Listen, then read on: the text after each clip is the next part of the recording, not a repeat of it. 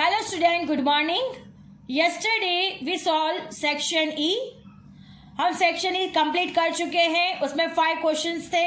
हमने सारे के सारे सॉल्व कर दिए हैं. कल के लेक्चर में आप लोग देख सकते हो. आज हम लोग सेक्शन एफ स्टार्ट करने वाले हैं.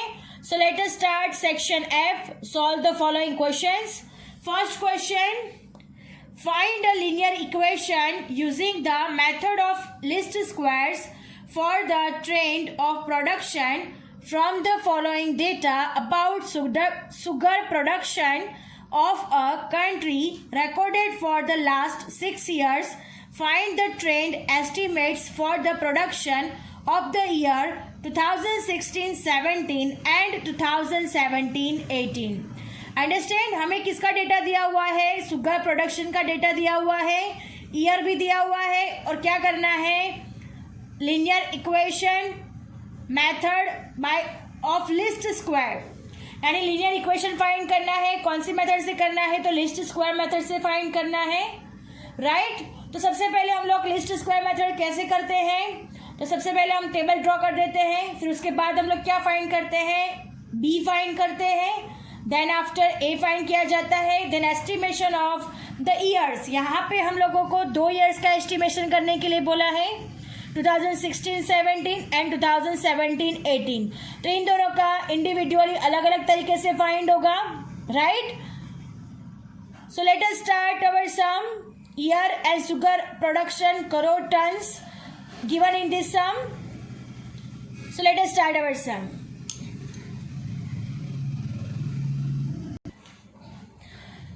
Section F, sum number 1. Year according to the question: 2009-10, 2010-11, 2011-12, 2012-13, 2013-14, 2014-15. Timing is also given here: 1, 2, 3, 4, 5 and 6. Y according to the question: production of sugar 29.2, 34.2, 35.4, 36.4, 33.6, 37.7. The next column TY. हमें क्या करना है? T और Y का क्या करना है? मल्टीप्लिकेशन. तो 1 into 29.2, 29.2, 2 into 34.2, 68.4, 3 into 35.4, 106.2, 4 into 36.4, 145.6, 5 into 33.6, 168.0, 6 into 37.7, 226.2. तो हमें क्या मिल गया है? टी वाई हमें मिल गया है. अब नेक्स्ट कॉलम क्या होगा हमारा? टी स्क्वायर, यानी ये टी का हमें क्या करना है? स्क्वायर करना है. So 1 square 1, 2 square 4, 3 square 9, 4 square 16, 5 square 25, 6 square 36. Understand. So हमें टी स्क्वायर भी मिल गया है. अब हमारा नेक्स्ट स्टेप क्या होता है? ये सारे के सारे कॉलम्स का क्या करना होता है? हमें एडिशन. तो हम लोग एडिशन करते हैं. तो नंबर ऑफ ईयर्स यानी एन इज इक्वल टू कितना हो जाएगा? 6 नंबर. सिग्मा टी का टोटल हो जाएगा 21. सिग्मा वाई का टोटल होगा 206.5. सिग्मा टी वाई का टोटल होगा 743.6 और सिग्मा टी स्क्वायर हमें मिलता है 91. अंडरस्टैंड. ये टेबल फाइंड करने के बाद हमारा नेक्स्ट स्टेप है वाई बार और टी बार फाइंड करना. सो अब हम क्या फाइंड करेंगे? सिग्मा टी और सिग्मा वाई की मदद से हम लोग क्या फाइंड करेंगे? T bar and Y bar. So look at here student. T bar is equal to sigma T divide by N. Sigma T हमें अकॉर्डिंग टू द टेबल मिल रहा है 21. N is equal to 6. 21 divide by 6 is equal to 3.5. तो T bar हमारा कितना हो गया? 3.5. Then Y bar is equal to sigma Y divide by N is equal to 206.5 divide by 6, 34.42. T bar हमारा है 3.5 एंड वाई बार हमारा है 34.42. ये फाइंड करने के बाद हम लोग बी फाइंड करेंगे.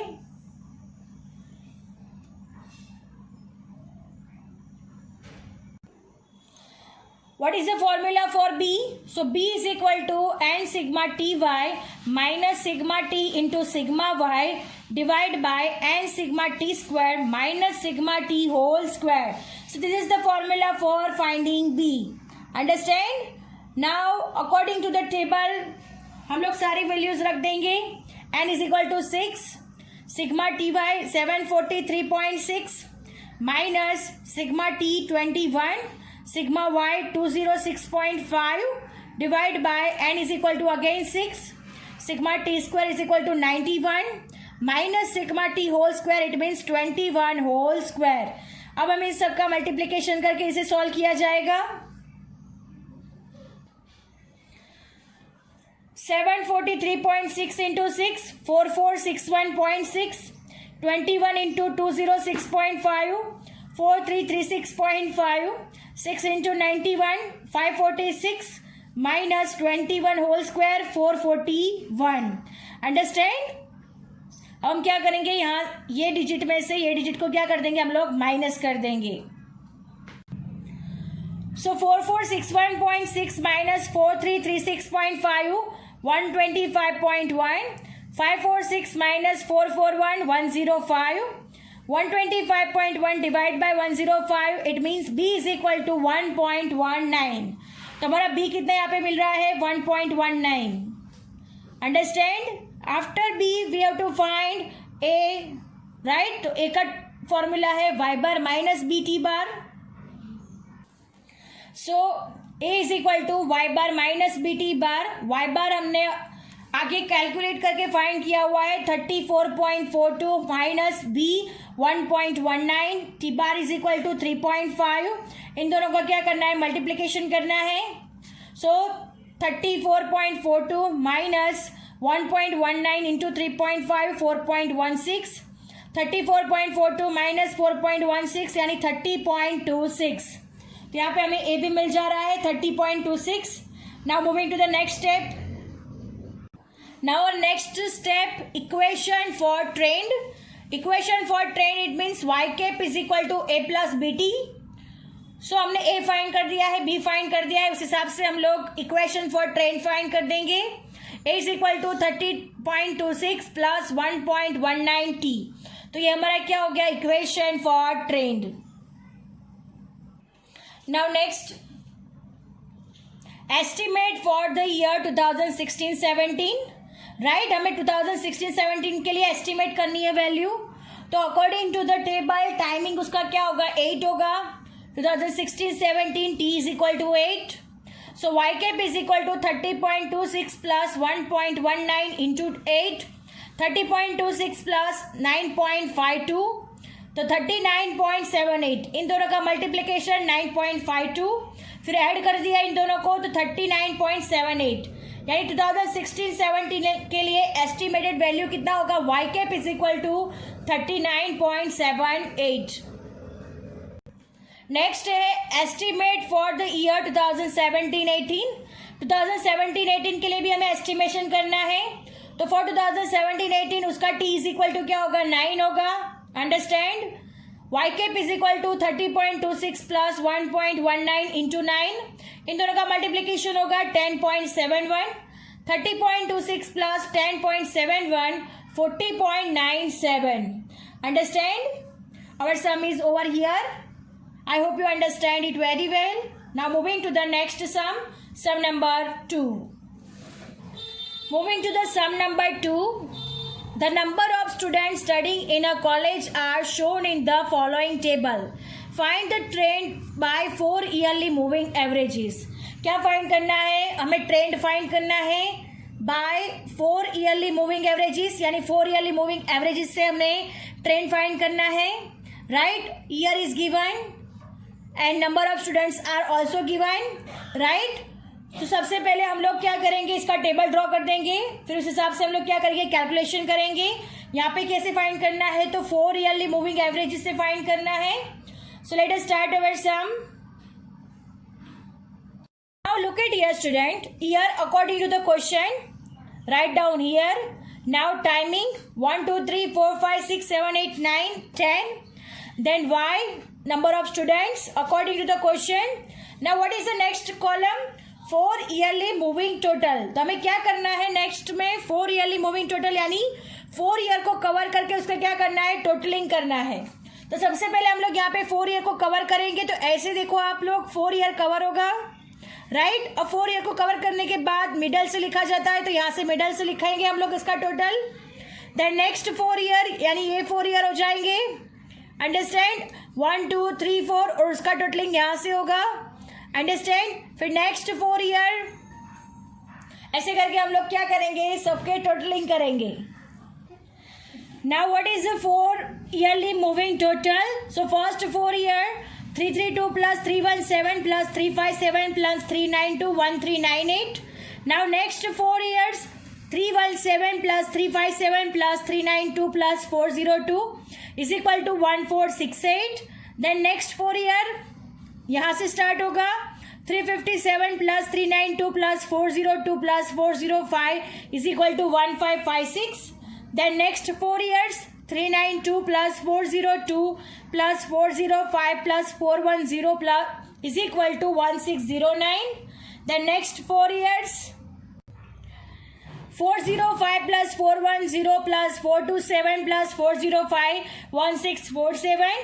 Then next 410 plus 427 plus 405 plus 438 is equal to 1680.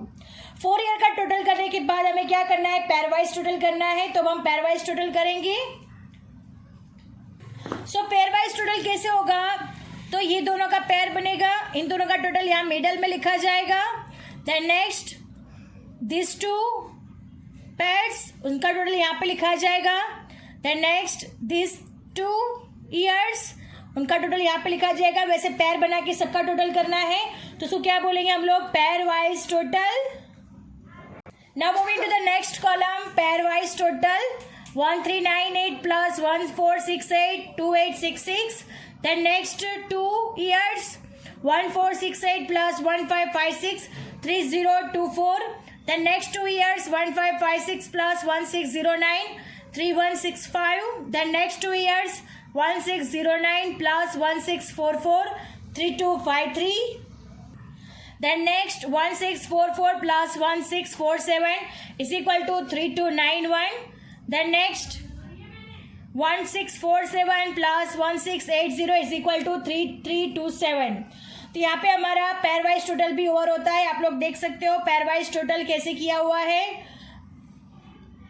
इन दोनों का टोटल यहाँ पे किया, इन दोनों का टोटल यहाँ पे किया, ऐसे पेयरवाइज टोटल यहाँ पे ओवर हो रहा है। अब नेक्स्ट कॉलम है हमारा 4 ईयरली मूविंग एवरेज फाइंड करना।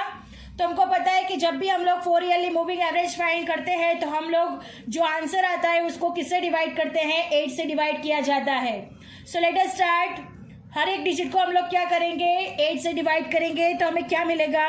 4 yearly moving averages. Now moving to the last column, 4 yearly moving average. 2866 divide by 8 358.25, 3024 divide by 8 378, 3165 divide by 8 395.63, 3253 divide by 8 406.63, 3165 divide by 8 395.63, 3253 divide by 8 406.63, 3291 divide by 8 411.38, 3327 divided by 8 415.88. So our sum is over here. हमें क्या मिल गया है? 4 yearly moving averages. So our sum is over here. I hope you understand it very well. Thank you students.